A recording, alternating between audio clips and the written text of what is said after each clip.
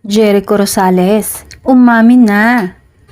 Kahapon nga ay sumabak sa programang Rainbow Rumble ang ibang cast ng Lavender Fields at kasama sina Jericho Rosales at Janine Gutierrez.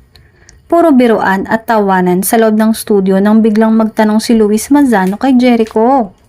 Gaano kalaki ang pagmamahal mo kay Janine?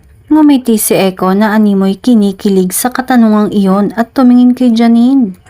Pati aktres ay kinilig sa ngiting yun ni Jericho habang naghihintay ng isasagot ng aktor. Sinagot ni Jericho ang tanong na yun ng kasing laki ng Lavender Fields. Umingay na naman sa studio at napuno ng tilian at hiyawan. Habang inuusisa naman ni Luis si Janine tungkol sa kwento ng love story nila ni Jericho, ay titig na titig ang aktor kay Janine at kulang na lang ay matunaw ito sa paraan ng pagtitig niya sa kanyang minamahal. Titig pa lang ni Echo ay talagang nakakatunaw na at halos isigaw na niya ang saya at pagmamahal na nararamdaman niya. Hula nga ng netizens ay parang sila na.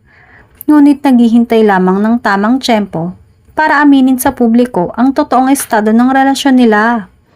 Hilinga ng mga fan nila. Sana nga ay sila na dahil wala namang masama kung totoong sila na.